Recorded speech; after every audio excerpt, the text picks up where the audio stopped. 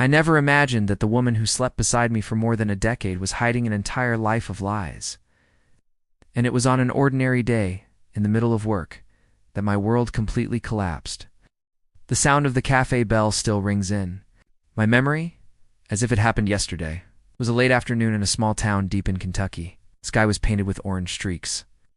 The air filled with the warm scent of freshly brewed coffee and sweet apple pie just out of the oven.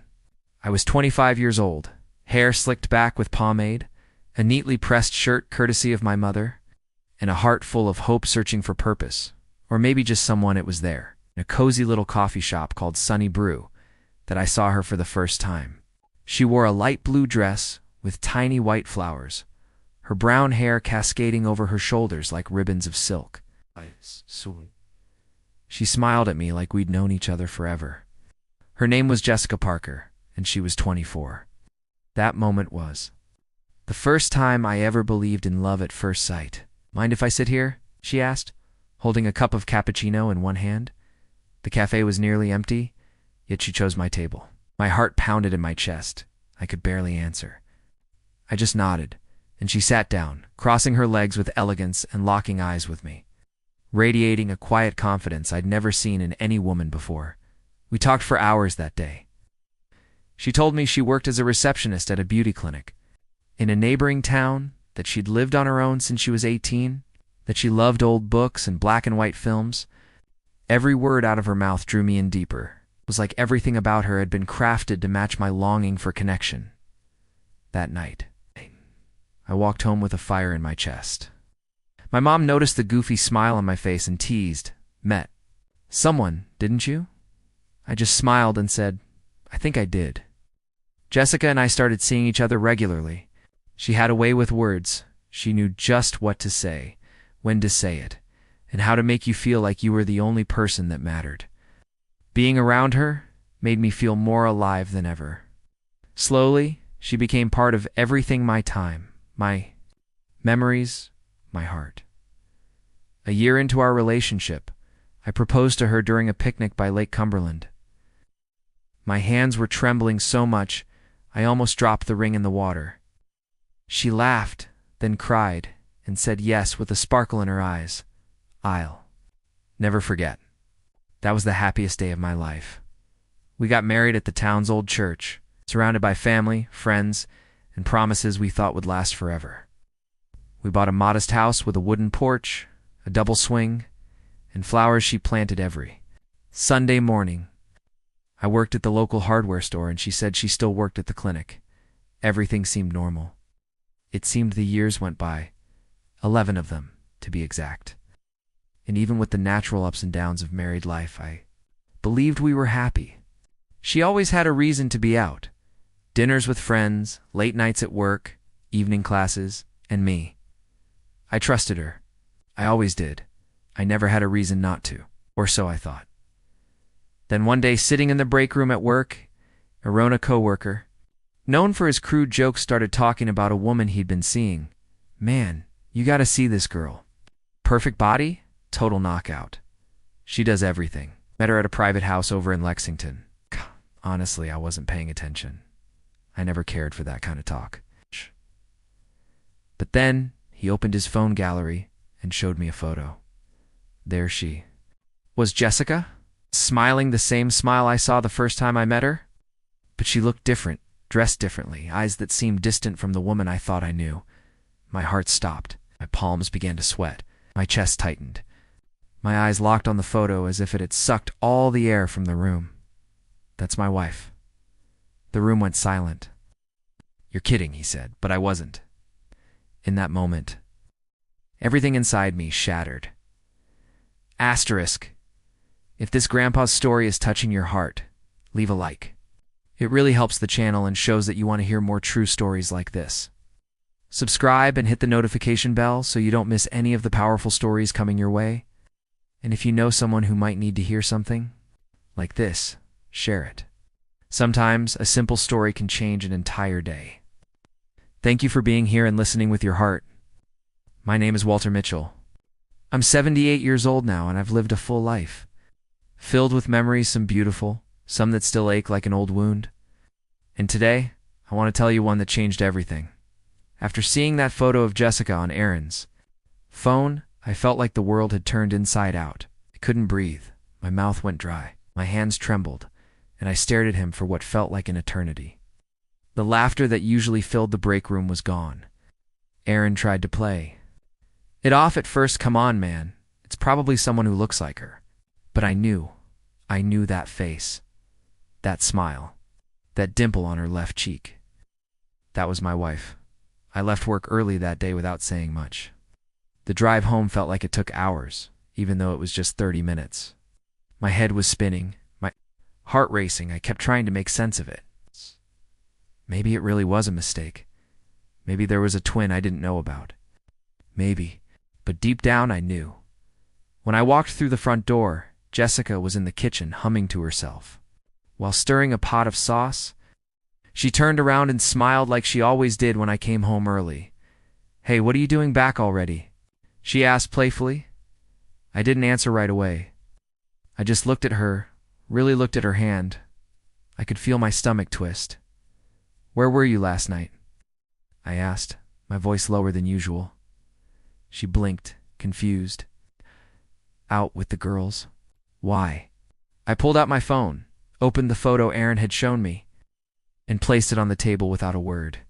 She stared at it. For a moment she didn't move. Her face didn't change. Then slowly, her expression fell. Her shoulders dropped, and her eyes filled with something I'd never seen in her before, "fear." Double quotes, Walter. ... She whispered, "I need you to tell me the truth. All of it, right now," I said, trying to keep my voice steady, even though inside I was unraveling. She sat down. And for the first time in our marriage, she looked small. Not delicate small. Like someone who had finally run out of space to hide. "I've been in that life since I was 18, she said, barely above a whisper. I couldn't believe what I was hearing. 10 years. 10 years of secrets. 10 years of lies. 10 years of trusting someone who wasn't who she said she was. I wanted to stop when I met you," she continued. "I thought I could walk away from it.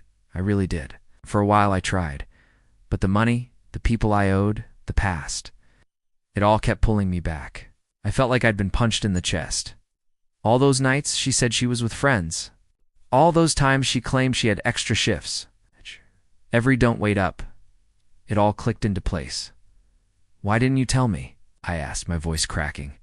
"Because I knew you'd leave me," she said, "and I loved you." I really... Did I still do? But love, real love, can't survive on lies. I looked at her and realized I didn't know who she was. Not really. The woman I married, Jessica, the girl from Sunny Brew, was someone I had built in my head. Someone who never truly existed. We didn't scream. We didn't fight. There were no thrown plates or slammed doors. Just a long, silent understanding that the life we had built was already gone. That night, I slept on the couch. The next morning, I packed a bag and left. Just like that, the marriage was over. And the worst part? I didn't even cry. I couldn't. I was numb. Hollow all those years I believed I was loved, cherished, chosen. And yet, I had just been part of a story she never let me read completely. I moved into a small motel on the edge of town that night. It wasn't much a worn-out room with faded wallpaper, a humming mini-fridge, and a window that looked out over a gas station. But it was quiet. And for the first time in 11 years, I needed quiet more than comfort. I kept playing everything over in my head. Our wedding day. Her laugh when I made her pancakes for dinner because we'd run out of groceries. The way she used to leave little notes in my lunch bag. Were those moments real? Or were they part of the illusion she built to keep me in the dark? The worst part was not the betrayal itself. It was the feeling that I had shared my soul with. Someone who wore a mask the entire time. The motel clerk, an older gentleman named Frank, must have seen the look on my face when I checked in. He didn't ask questions. Just slid the key across the counter and said, "You look like you've been hit by a freight train, son." I gave him a half-hearted smile and said, "Something like that." The first few nights were the hardest. I couldn't sleep. I'd stare at the ceiling fan spinning above me, listening to the hum of the highway outside. Ow. My mind wouldn't stop spinning. I kept wondering how I didn't see it. How I had been that blind. But that's the thing about trust. When you give it fully, you don't go around checking for cracks. You believe. You want to believe. I avoided going back to the house. Jessica called me once. I let it ring. She texted. I didn't answer. I knew there was nothing left to say that would unbreak what had already shattered. My mother, who was still alive back then, could sense something was wrong.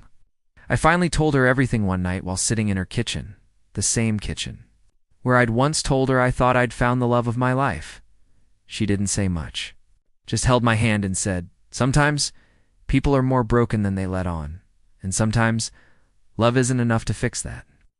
That stuck with me. I took a leave from work. Aaron apologized profusely. He had no idea. I believed him. What? I didn't want to be around anyone, just wanted to be alone with my thoughts. With the silence, about a month later, I received the divorce papers in the mail. There was no fight, no property battles, no custody issues, just a clean, painful break. I signed them at the motel desk, using one of Frank's pens. He slid me a beer after and said, 2 fresh starts? I didn't drink it. But I appreciated the gesture. Healing wasn't quick. It never is. I started going for walks in the evenings around the little parks nearby, through empty neighborhoods where no one knew me. I began writing in a journal. I didn't even know why. It's just pages of thoughts, questions, moments I didn't want to forget, or maybe wished I could forget. One evening, I passed a small public library I'd never noticed before. The sign was crooked, the bricks a bit worn down, but there was a warmth to it, something inviting. I went in mostly just to sit in a quiet place that wasn't my motel room. That's where I met her. She was rearranging books on a shelf labeled Local History. Her hair was gray, cut just below her ears, and she wore glasses that kept slipping down her nose. She looked up, smiled, and said, "You look like you could use a good story." I chuckled. It was the first time I'd laughed. In weeks, her name was Margaret, and she was a retired high school teacher who volunteered at the library 3 days a week. We started talking, not about deep things, just books, town history, weather. Her old students, my childhood. It was easy, natural, no pressure. For the first time since everything fell apart, I felt seen. Not as someone broken or betrayed, but just ... human ... Margaret had this way of listening that made silence feel like part of the conversation. She didn't interrupt, didn't push. She let the pauses breathe. After a few casual chats at the library, I found myself going back more often, not because I was looking for anything, but because her presence made the weight I was carrying feel a little lighter. One Friday afternoon, I brought her a cup of coffee from the diner down the street. She smiled and said, "Oh, you've learned my weakness already, huh?" I laughed. I figured caffeine and books were a safe bet. That small gesture turned into a quiet routine.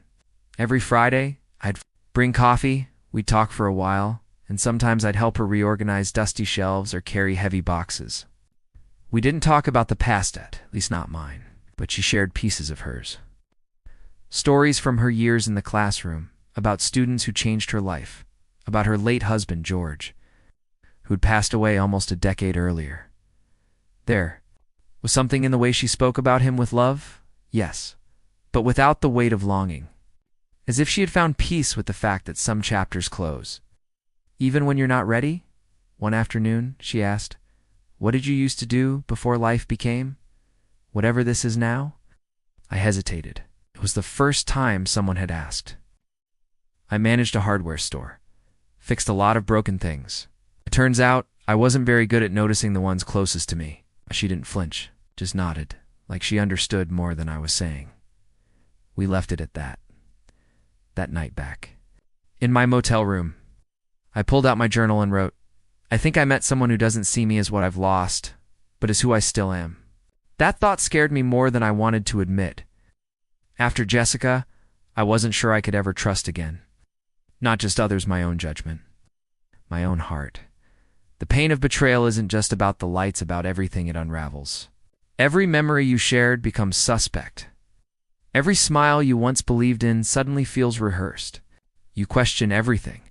And worst of all, you question yourself. How did I not see it? Was I not enough? Was the whole thing a performance? But Margaret never asked for answers. She didn't try to fix me. She just showed up. Every week. Every conversation, slowly, like water smoothing the edge of a stone, she wore down my resistance.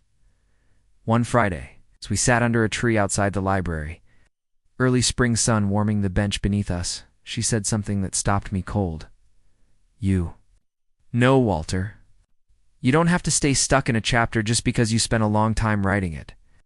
I looked at her and something in my chest loosened, maybe for the first time in years. We sat in silence for a while. It's not the kind that fills the air with awkward tension, but the kind that says, I'm here. Take your time. And for the first time since Jessica, I didn't feel like I was waiting for something to collapse. I felt ... still. Safe. Margaret never asked about my marriage, but she knew. Maybe not the details, but she could see it in my eyes, in the way I spoke. Or didn't. That's the thing about people who've lost something deeply they recognize. The quiet wreckage in others. And still, she never tried to rush me forward. She just let me be. It was a rainy Tuesday when Margaret finally asked me something that made the air between us shift. We were inside the library, sitting near the back window where the water trickled down the glass in long streaks. Shelve a box of returned books. My shirt was damp, and the room smelled like paper and dust and old wood, oddly comforting. She set a worn copy of Mice and Men on the desk, turned to me and said gently, Walter ... What broke your heart? I didn't answer right away. My hands froze on the spine of a book I was shelving. I stared at it, not reading the title, just holding it. Feeling the weight of her question settle over me like the rain outside, I could have changed the subject. But something in her tone told me it was safe. I pulled out a chair and sat down. Slowly, as if the truth was heavy in my bones, I was married for 11 years. I began, my voice low, to a woman I thought I knew better than anyone. She was beautiful, smart, charming. Everything about her felt like home. Margaret didn't move. She just folded her hands in her lap and waited. One day, a coworker showed me a picture. He was bragging about some girl he was seeing. It was my wife. Her eyes widened just slightly, but she didn't speak. She'd been ...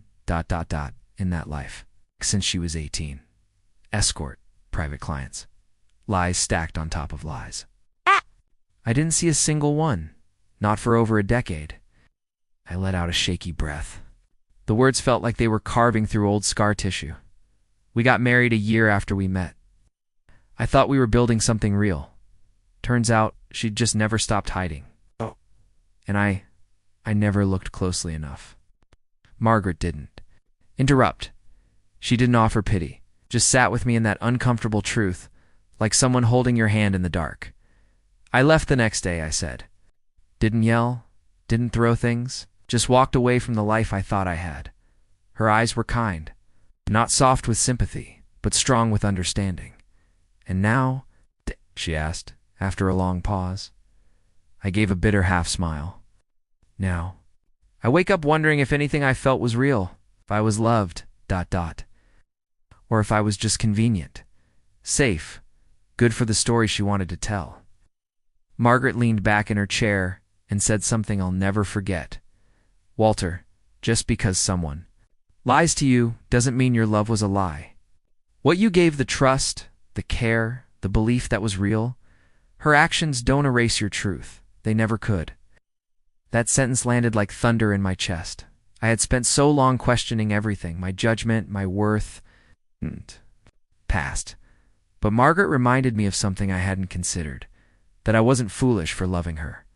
I wasn't weak for trusting. I was simply honest in a world that sometimes isn't. The rain continued outside, soft and steady.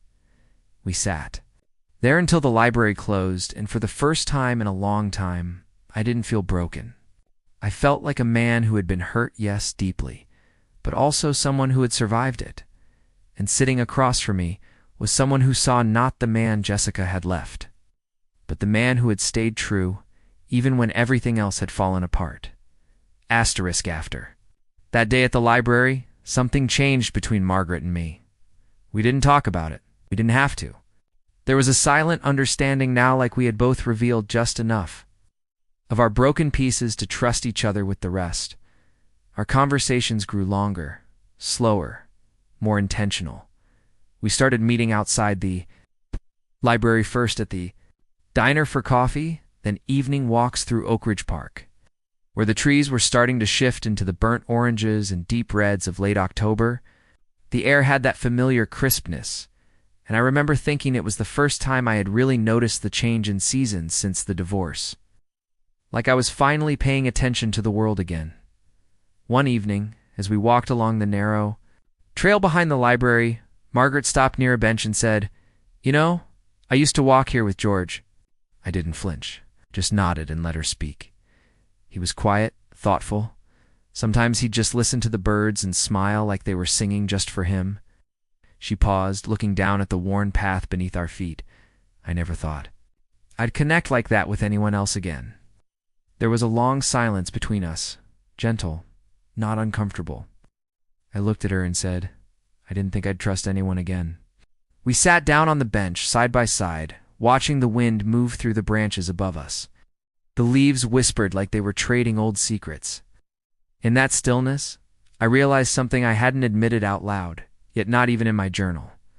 I was healing, not because I had forgotten Jessica, not because the pain had vanished, but because I had allowed something new to grow beside it, and that something was Margaret. Over the next few months, our routines deepened. She invited me to her home for Sunday dinner, chicken pot pie, and homemade cornbread. Her kitchen was filled with old cookbooks, handwritten recipes taped to the fridge, and a warmth that felt familiar in a way I hadn't known in years. She played vinyl records in the evening jazz, mostly, and sometimes hummed along while she washed dishes. I'd dry them. No words. Just the sound of her voice, the clinking of plates, and that feeling that maybe I wasn't just passing time anymore. Maybe I was part of a life again. One night after dinner, I offered to fix the creaky back steps she kept warning me about. It took me the better part of a Saturday, but I did it. She brought me lemonade and sat on the porch while I worked, you know, she said as I wiped sweat from my brow. "You still know how to put things back together?"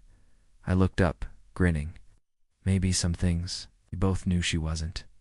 Talking about the step, I started opening up more about my father's death when I was young, about how I used to sneak comic books under my mattress, about the dog I had in college that ran off and came back 3 days later with a squirrel in his mouth like it was a gift.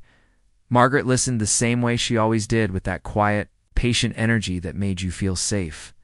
It wasn't romance, not yet. It was something more fragile, more sacred. It was two people who had known loss learning how to sit beside joy again without flinching. One Sunday, as we watched the sunset from her porch, she reached over and placed her hand gently over mine. No words, no grand declarations, just a touch, a beginning. And I realized then, you don't heal by forgetting. You heal by letting someone show you that you're still worth knowing. It's strange how healing doesn't come with fireworks or some big, obvious sign. It doesn't knock on your door and announce that it's here. No, it comes quietly, like the smell of fresh bread from a neighbor's window, or the sound of birds singing just a little louder than usual. You don't always notice the exact moment it arrives. But one day, you stop hurting with every breath, and you realize something inside me is changing. That's what those days with Margaret became, small pieces of peace I hadn't realized I was missing. One morning in early November, she invited me to join her for a charity event at the Oak Ridge Community Center. It was a Thanksgiving food drive, and volunteers were packing boxes for families in need. I hesitated at first. Crowds weren't exactly my thing anymore. But she gave me that half smile and said, "We won't be the loudest ones in the room. We'll just be the steady ones." I couldn't argue with that, so I went. The center was filled with laughter, clinking tin cans, and the smell of cinnamon from a nearby bake sale table. I stood at a folding table with Margaret, stacking canned corn and green beans into cardboard boxes, while she gently organized everything by date labels. She was a natural efficient, thoughtful, kind to everyone. Watching her, I felt something inside me soften. A young couple next to us asked if we were together. Margaret glanced at me with a tiny spark in her eyes and said, "We're working on it." A laugh genuine replied. "She keeps me organized." It was the first time in years I'd joked like that with someone. The first time. It felt good to be seen. Later that afternoon, after the crowd thinned and we were cleaning up, Margaret handed me a small paper bag. "Just something to say thank you," she said. Inside was a book, The Old Man and the Sea. "I thought you might like it," she said. "It's about a man who loses but doesn't break." I didn't know what to say, just nodded to move to speak. Back at the motel that night, I read the first chapter sitting on the edge of the bed. The words felt heavier than they had when I first read them in high school. Back then, I didn't understand quiet suffering. Now I did. And somehow, knowing that made me feel less alone. Margaret and I kept spending time together at Thanksgiving dinner at her house, where she made the best sweet potato casserole I've ever tasted. I brought a pie I picked up from the store and tried to pass off as homemade.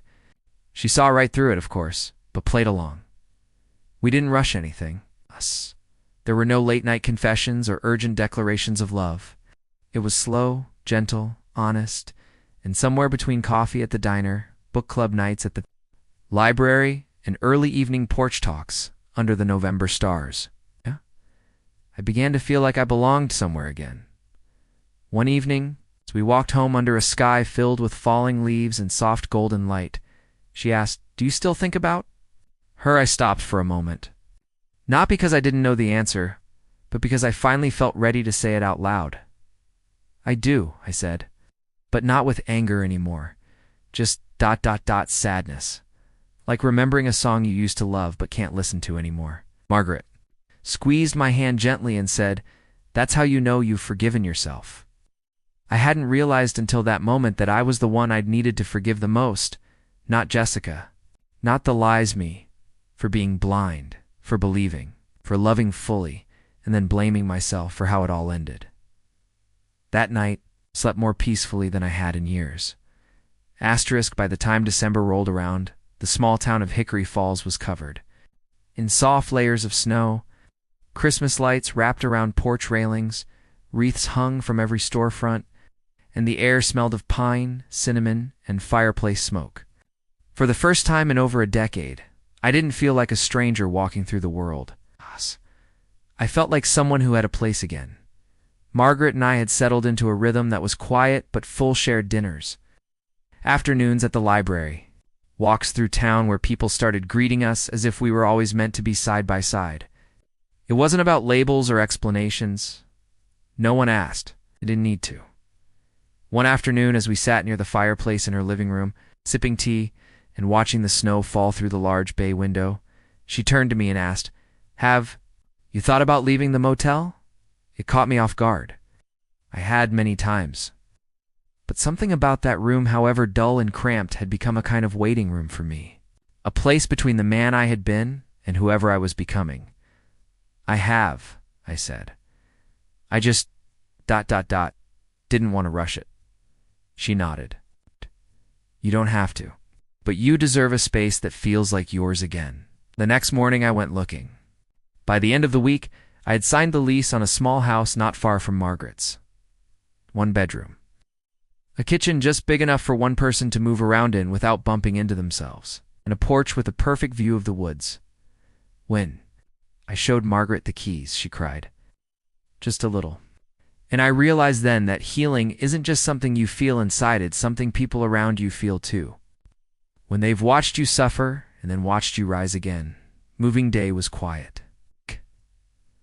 Frank from the motel gave me an old radio as a parting gift. "Every man needs music," he said, "especially when he's building a new life." I set it on the windowsill in the living room, tuned it to an old jazz station, stood there for a long while, letting the saxophone fill the empty space. That night, Margaret brought over a basket of muffins and a small potted plant. "You need something alive in here," she said. Placing it near the window, "I'm alive," I said, joking. She smiled. "You're more than alive, Walter. You're becoming again." Those words stuck with me, becoming, I hadn't thought about it like that before. I'd always seen life after Jessica as recovery, survival, as if all I could hope for was to get through it. But maybe this wasn't just the second half of a sad story. Maybe it was the beginning of a new one. Later that night, I sat in a worn armchair reading a book Margaret had lent me Tuesdays with Maury. There was a line that said, "Death ends a life, not a relationship," and it hit me hard. Because even though Jessica was still alive, what we had had died. And maybe that was why it still haunted me. It's like a ghost with no grave. But that night, for the first time, I allowed myself to put down that ghost. I took the only picture I still had of Jessica, the one from our wedding, tucked in the back of a drawer and placed it in a box along with a few old letters, sealed it, not to throw away, not to pretend it never happened, but to put it in its place. That part of my life wasn't a lie. It was just incomplete, messy, human, and like all things that shape us, didn't have to define me forever. The next morning I woke up in that new house, sunlight pouring through the curtains, felt something I hadn't in years. Hope. The winter passed gently that year. Snow gave way to soft rains, and the town of Hickory Falls began to thaw. I started noticing things I used to overlook, like how the wind sounded through bare trees, or how the morning light hit the wooden floor in my new kitchen just right around 7-30. I was living slower now, more intentionally, not out of fear, but out of gratitude. One Sunday morning, found myself standing in front of the mirror, buttoning up a clean flannel shirt, when I caught a glimpse of something I hadn't seen in a long time. Peace there were. Still wrinkles etched into my face, Sherlin's time had carved from years of work. Worry and heartbreak, but in my eyes, there was calm. A steadiness I didn't even realize I'd lost during all those years with Jessica. You spend so much time surviving betrayal that you forget what it feels like to trust yourself again. But I was getting there. Margaret and I started talking about taking a trip, nothing big, just a weekend in Charleston, a place she had always wanted to visit but never had the chance. I hesitated at first, unsure if I was ready for something that sounded so much like living, but her excitement was contagious, so we went. We walked the cobblestone streets, hand in hand, just like those couples I used to envy. We ate at quiet cafes, took a boat ride along the harbor, and even danced to a jazz trio playing on a corner. By the market, I hadn't danced since our wedding reception. Feet were stiff, my rhythm off. But Margaret just laughed and said, "You're perfect, Walt. Don't you dare stop." In that moment, I didn't feel like the man who'd been betrayed. I felt like the man who had endured, who had healed, who had chosen to love again, not blindly, not recklessly, but bravely. After we returned from Charleston, Margaret came over. One night with an old box filled with her husband's letters. She said she wanted to share a piece of her story too, so we sat by the fireplace and read them together. They were beautiful, funny, heartfelt, honest. I could see why she loved him, and she could see why I had once loved Jessica. Too, that night I told her something I hadn't told anyone else before. I don't hate her. Margaret looked at me carefully. Jessica. I nodded. I don't know what drove her to hide that part of her life. Maybe it was fear. Maybe she thought she had no choice. I used to feel so stupid for not seeing it. Now ... I just feel sorry for her. Sorry that she never felt safe enough to tell the truth. Sorry that she never let herself be known. Margaret didn't speak. She just reached out and held my hand. I don't want that for us, I said. She smiled. You don't have to worry. I've already seen your scars. And I still want to walk beside you. I don't know what the future holds. I'm not young anymore. I take pills for my knees. I fall asleep on the recliner before the 10 o'clock news. I talk to the TV like it's an old friend. But I also laugh again. I also hope again. And for a man who once thought his story had ended in silence, that is nothing short of a miracle. Spring arrived in full bloom in Hickory Falls. The dogwoods blossomed in soft pinks and whites. And for the first time in a long while, I found myself looking forward to the mornings, not just getting through them. Margaret started planting a garden in my backyard, said it was good therapy for tired hands and restless hearts. I didn't argue. I just followed her instructions, digging holes, laying compost, and listening to her hum as she pressed seeds into the soil like she was whispering secrets into the earth. We planted tomatoes, lavender, and something called bee balm that she insisted would keep the deer away. I told her the deer would probably eat it just to spite us. She laughed, that warm, rich laugh of hers that made everything feel okay. Even when at WASN single quotes, TEDA, one afternoon, after we finished planting, we sat on the porch with lemon tea and watched the wind ripple through the field beyond the trees. She turned to me and said, "Do you ever miss the man you were before?" The question caught me off guard. I thought for a moment before answering. I miss how certain I used to be, about people, about love, about what forever looked like. Yes. Nodded. And now? Now, I said, I don't look for forever. I just look for real. That's the truth of it. Before Jessica, I believed in tidy narratives. You meet someone, you fall in love, you build a life.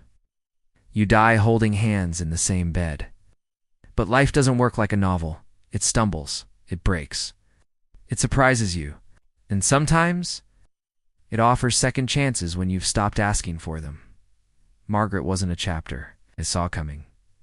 She was a completely new book. We weren't trying to recreate a youth we'd both outlived. We were simply showing up every day as we were, wrinkled, wiser, weathered by time, but not defeated by it. I still thought of Jessica sometimes. Usually when I heard a certain song on the radio, or when I passed by the old cafe where we first met, there was a time I couldn't walk by that place without feeling my chest tighten. Now, I just smile, softly, like someone remembering a story that once meant everything, but no longer defines them. You can carry a memory without letting it weigh you down. That took me years to understand. There was one evening, close to summer, when Margaret and I were closing up the library after a town reading event. The sky was deep orange, and the kids had drawn chalk hearts on the sidewalk that hadn't yet faded. She turned to me and said, "I never thought I'd be this happy again." I looked at her, at the lines around her eyes, at the kindness in her face, and I said, "Neither did I." And I meant it. We didn't make any grand plans, no talk of moving in or marriage. Just a people with enough history to know that promises mean little without presence, and we were present every day, little ways that mattered most. Like the way she always saved the last cookie for me, even though oatmeal raisin was her favorite. Or the way I'd refill her gas tank without telling her. Or the way we sat in silence and watched birds without needing to say a word. That's what love looked like now. Not fire, not drama, just peace. Steady, honest, earned, and in that quiet life we had built together. I found something I never expected to feel again. Contentment. Not the kind that makes headlines, but the kind that makes a man safe it all ended tomorrow. I'd be okay. I've known joy again. Sometimes I sit on my back porch in the early hours of the morning, coffee in hand, listening to the birds wake up before the rest of the world. It's in those quiet moments that I feel the full weight and the strange, gentle lightness of everything I've lived through. There was a time when silence terrified me. After Jessica, it felt like silence meant emptiness, kind of echo chamber for every doubt I carried. But now, silence feels like peace, like space, like the air around me is finally breathing with me, not against me. I've come to realize that pain doesn't disappear, it just softens. It's like a scar that stops aching when the weather changes. It's still there, a reminder but not a punishment. What surprises me most these days is not that I survived all of it, but that I grew from it, that I didn't let it turn me bitter, that I chose somehow to stay open, that I didn't give up on people just because one person broke my heart. I think a lot about who I was at 25. A younger man, standing in a cafe with bright eyes and a fast pulse, thinking he'd met the one. I don't resent him anymore. For a while I did. I called him naive, blind, foolish. But now I see him for what he was, hopeful. And maybe that's not such a bad thing to be, because even after everything, I still believe in love. Not the fairy tale kind. Not the version you see in movies where everything wraps up in 2 hours and ends with orchestral music and a kiss in the rain. No, and I believe in the kind of love that looks like two people reading books in the same room, in remembering how someone takes their coffee, in showing up even when you don't know what to say, folding laundry together, in forgiveness, and staying. Margaret and I aren't young. We move a little slower. We forget things. We laugh at our own clumsiness, and sometimes cry for things we didn't expect to matter so much. But we're present, and that's everything. Not long ago, I found a letter Jessica had written me. It was tucked inside an old shoebox I hadn't opened in years, underneath receipts, photographs, and a faded map of our honeymoon road trip. Her handwriting hadn't changed. It was careful, curved, deliberate. She wrote it during our 2nd year of marriage. It said, "I don't know if I'll ever be worthy of the kind of love you give me, but I'm going to try." I read it 3 times before I folded it again, placed it back where I found it. I didn't feel anger or regret, just sadness and something like forgiveness, because I now know she wasn't trying to hurt me. She was trying to survive in a life she didn't know how to escape. It doesn't excuse the lies, but it does explain the fear, and I've made peace with that, because my life didn't end when she walked out of it. In many ways, that was when it began. Asterisk, it's strange. The things you carry with you into old age, not the big moments, not the wedding, or the collapse, or the moving out. No. What lingers are the details. The smell of a certain shampoo, the way someone used to laugh at your worst jokes, the exact sound the front door made when it closed behind them. These aren't memories you choose to keep. They choose you, but what you do choose, it's what you do with them. For a long time, I let those memories own me. They felt like chains binding me to a version of myself that I no longer recognized. A man who was blindsided, a man who was lied to, a man whose trust had been shattered like glass on tile. But healing, real healing, isn't about forgetting. It's about repurposing, taking those same memories and giving them a different home in your heart. Not the center anymore, maybe. Just a shelf in the corner, still there, no longer in charge. Now, when I think of Jessica, I don't think about betrayal first. I think about that day at Sunnybrew Caf. About the way her eyes lit up when she told me she loved old movies. About how she used to write W+J on the fogged-up bathroom mirror. Do I miss her? No, but I miss the hope I had when I was with her. And I'm proud of that younger version of myself for loving with his whole heart, for not holding back. Because that's what it means to be alive, isn't it? To risk everything, even when there's no guarantee. That risk is what led me to heartbreak, but it's also what led me to Margaret. And Margaret, she's taught me that love after loss doesn't have to be lesser. It can be quieter. Yes, softer, but it's no less real. Sometimes we'll be sitting in her living room, just listening to records, and she'll look at me in a way that makes my chest ache, not with sadness, but with fullness. Because I know that look. I've given that look. And now, decades later, I'm receiving it again. That's the beauty of this chapter in my life. It's not flashy. It's not fast. But it's honest. There's no pretending here. No masks. No need to impress or perform. Just two people holding space for one another in the time we have left. And that God, it's enough. Sometimes more than enough. I've even started writing again, not just in my journal, but real letters, notes to my nephews, birthday cards to old friends. A letter I tucked away for Margaret to read someday when I'm gone, because if there's one thing I've learned, it's that the people you love deserve to know it often. Don't wait for the right moment. It doesn't exist. The right moment is now. I wish someone had told me that years ago. Or maybe they did. I just didn't listen. But I'm listening now. Every word, every silence, every heartbeat. And more importantly, I'm living now. You reach a certain age and start to think more about what you're leaving behind than what's still ahead. It's not morbid, it's just natural. A kind of inventory of your soul. You start asking yourself, what will people remember about me? What stories will survive after I'm gone? For a long time, I thought my story would be defined by betrayal. I thought I'd always be the man who got lied to, the fool, the one who didn't see it coming. But now, when I look at my life, not the life I lost, but the life I built afterward, I see something different. I see grit. I see growth. I see a man who refused to let heartbreak close him off to joy. I see the porch, Margaret, and I sit on every Sunday morning, sipping coffee while the breeze runs through the trees. I see the bookshelf in my living room with titles we've read together, each one filled with margin notes and dried bookmarks and little arguments about which characters deserved better endings. I see the small garden out back where our tomatoes are finally blooming. I see a life earned. And if there's one thing I'd want someone listening to this story to take away, it's this. You are not foolish for loving, even if it ends badly, even if you're blindsided, even if the person you loved wasn't who you thought they were. Because love, real love, is never wasted. It shapes you. It humbles you.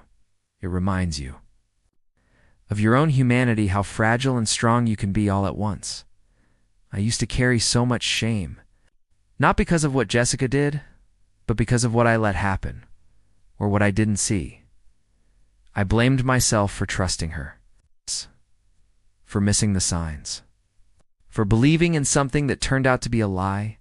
But Margaret helped me understand something I couldn't see before. Trusting someone isn't a flaw. It's a sign of your character. It means you live with your heart open. And yes, that means it can be broken, but it also means it can heal and open again. Some people go their whole lives without ever doing that once. I've done it twice, and that's a kind of courage I never thought I had. We don't get to choose how people treat us, but we do get to choose what we become afterward. I chose not to become bitter. I chose to become better. That doesn't mean I don't still carry the ache. Of course I do.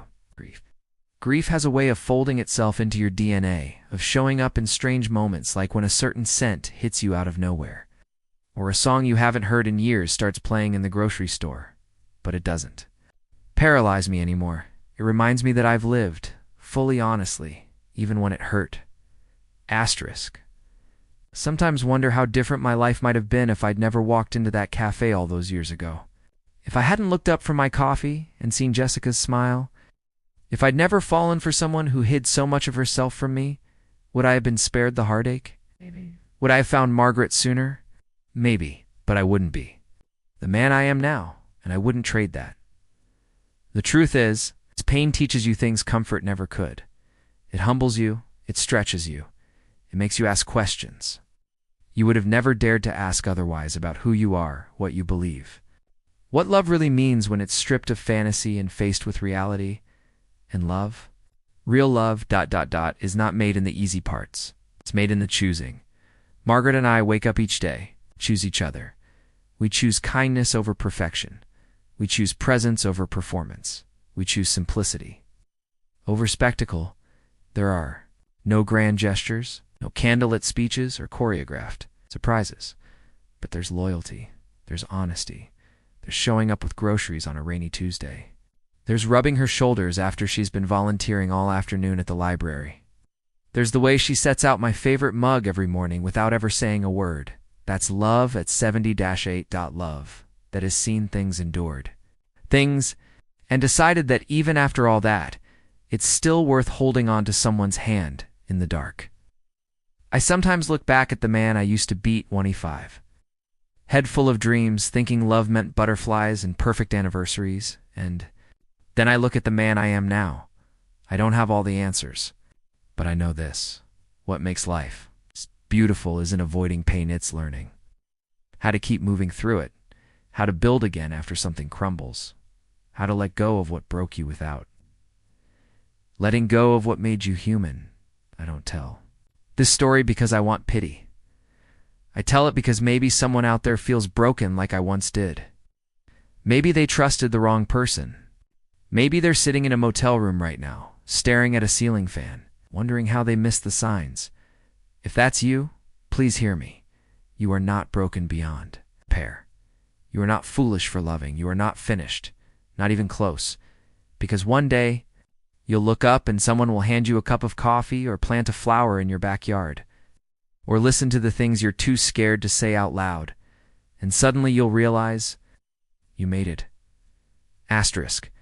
I never thought I'd live to say this. But I'm grateful it happened. Not because I enjoyed the pain, not because I wanted to be betrayed, but because it brought me here. To this version of myself. To this porch. In this small town, with this woman who sees me completely. For years I walked around like a man made of broken glass, trying not to cut anyone, trying not to bleed too much in public, pretending I was fine, when all I really wanted was for someone to look at me and say, I know, I see it.